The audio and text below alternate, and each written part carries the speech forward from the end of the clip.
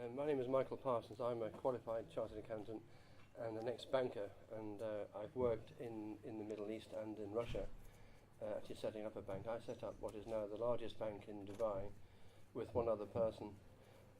It's now called Emirates Bank International now. That's the largest bank there. I want to try and teach you the basics about Bitcoin. The slides that I have may be a little bit complicated, but don't worry.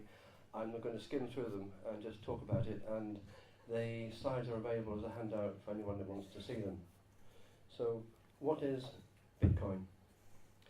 Well, Bitcoin was launched in 2008-2009 by a person who goes under the name of Satoshi Nakamoto. We think that's a made up name. It could be a he or a she or a group of people. And it was the first time that anyone has solved the problem of decentralizing a currency and also avoiding the possibility of double spending. What Bitcoin does is it gives to the population at large the power which has hitherto been kept by governments and by banks, i.e. the power to actually create money and control the money without a system behind it. The present system of money creation is done in two ways, either by the central bank, who prints money and they use it to buy government bonds, or the banks themselves who create money through debt. And we, up to this point in time, are not allowed or able to create money. Strictly speaking, Bitcoin isn't money as such. It's a new way of transferring value. I mean, before money was invented, you had the system called barter. And if I was to introduce the system of money to you who never heard of money and said, I'm sorry, today I haven't got enough chickens for the goat I want to buy from you, but I've got a piece of paper here with a picture of a dead president on, will that do instead? You'd be freaking out. So this is the same reaction to Bitcoin. People say, well, what the hell is that? Why has that got any value? Well, I'll tell you why it's got value, because Bitcoin is a new way of transferring value, and any money is purely a social custom. It hasn't got to be legal tender. And what Bitcoin is doing, it's paving the way to move away from a legal tender currency to a social custom currency.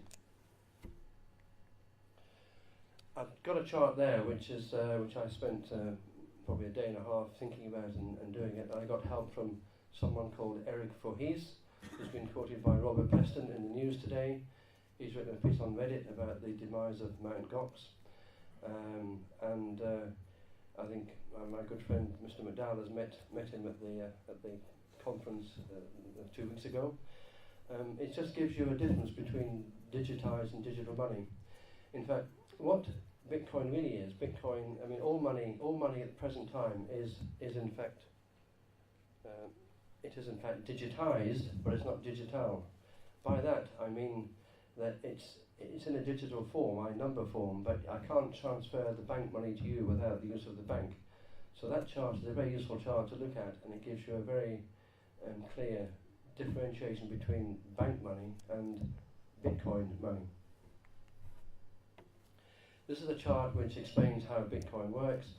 I'm not going to go through it here. I'll let you read it at your leisure when I pass the slides on to you. How is Bitcoin made? Well, there's a machine there. It's called a decentral bank. That's a computer rig which was state of the art just under 2 years ago, and as it says on there, it says 1.2 gigahertz, and that could produce several bitcoins a week. State of the art now is this machine, which is coming on stream in about 3 or 4 weeks' time, and it's 3,000 gigahertz. It's equal to about 25,000 computers. That's the power of it. So Bitcoin, you buy one of those machines and you can print Bitcoin in your own back garden. In fact, one of the ideas I had, which you'll find amusing, is to have a house which repays its own mortgage. So I'm going to dig a basement in the back garden, put a Bitcoin machine in it, and if you pay £10,000 extra, you get the use of the Bitcoin machine for 2 years. And the Bitcoin machine will generate enough money to repay its own mortgage and interest and provide a pint of beer every day for 2 years. That's quite cool, isn't it? You can't do that with fiat money. This little chart here is the estimate of the hashing rate of production of bitcoins. It's not really sensible to try and produce bitcoins on your own. You have to go into what they call a mining pool, which is a collective arrangement of people who put their own machines to work with others. And the biggest pool is BTC Guild and Eligius. There was a pool in Russia called DeepBit, quite a nice name. That's no longer one of the biggest pools. How big is the Bitcoin economy? At the present time, the Bitcoin economy is just over 6 billion US dollars. About 2 months ago, it was nearly just over 10 or 12 billion US dollars, but the exchange rate has dropped. The current exchange rate of Bitcoin is roughly about £300, roughly $500 as of today's date. The Bitcoin price did collapse yesterday by about 20-25% because of the recent news, and I'm sure we'll discuss that when we come to the panel discussion in a few minutes' time. The total number of Bitcoins that can be produced is 21 million, and the present number of Bitcoins is just over 12 million at the present time. And that's the chart showing you the rate of reduction of Bitcoins from now until the year 2140. But in reality, most of the Bitcoins, i.e. 98.5%, will be produced by the year 2040, not 2140. I should just explain how Bitcoins are produced, not on the slide, off message. Bitcoins are produced by people who do the mining, and the rate of Bitcoin production started at 50 Bitcoins every 10 minutes for the first 4 years, and in November last year that was reduced, it was halved to 25 Bitcoins, and the rate of Bitcoin production halves every 4 years until the year 2140. What are the main security issues for Bitcoin users? Well, as you've seen in today's news, it's very difficult to understand how to hold digital assets which are like cash. Cash in your pocket you can hold, but people tend to think digital assets are safe because they're in your computer. They're not. So it's very difficult to do that. And as we've seen, there have been recent attacks at 2 exchanges, Bitfloor, and this week you've seen the supposed attacks on Mt. Gox, which was the largest exchange.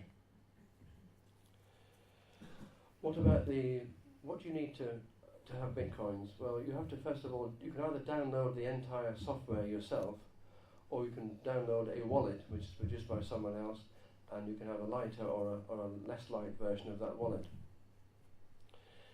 How do you spend Bitcoins? Well, there's 2 ways you can spend it. If you put your address on the internet, people can send you Bitcoins for goods you're selling, or I would recommend you use a company like CryptoPay, or CryptoPay in the UK, or BitPay in the US. What they're like a PayPal for Bitcoin, so that they will receive Bitcoins on your behalf, but they immediately transfer the Bitcoins into fiat currency, so you don't have any holding risk.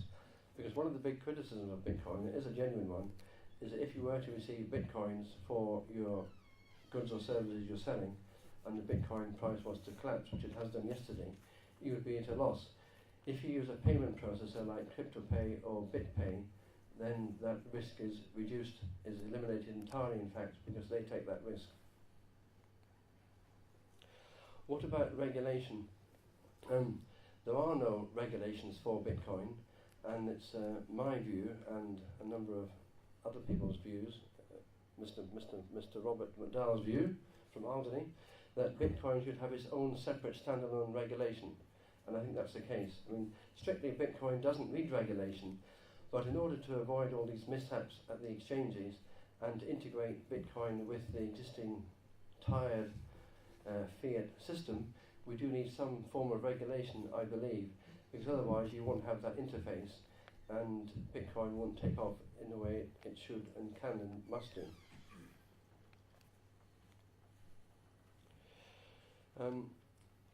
What is that? I mean, Bitcoin, is Bitcoin money or a currency or a commodity? We don't know. I mean, Bitcoin is all 3 of those things. Bitcoin has the required attributes for currency. I mean, Aristotle said, I think it was before my time and everyone's time here, that there was a 4-point test for currency. 1 is durability, 2 is portability, 3 is divisibility, and 4 is intrinsic value. And I believe Bitcoin has all of those different attributes. What about the opportunities for a sovereign government? I think that the first sovereign government to adopt Bitcoin will be the Facebook of Bitcoin, if that's the right way to use it. And we're looking at that with certain jurisdictions within the British Isles, and we may tell you more about that at the question time. This chart here is something that The Economist produced about just under 2 years ago, and it shows you the ridiculous sums of money we pay to transfer money overseas. You're paying anything from 7 or 9 or 10% up to 38% to transfer money using tired legacy systems like Western Union. Hopefully no one's here from Western Union this evening. So, what is Bitcoin? Bitcoin's a bit like Skype to telephony and email to the post office, and it is going to change the way we think of money.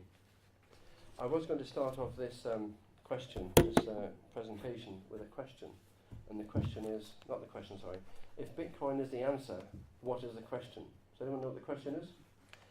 Yeah, the question is, what is the best currency suited for the 21st century internet world? And the answer is Bitcoin.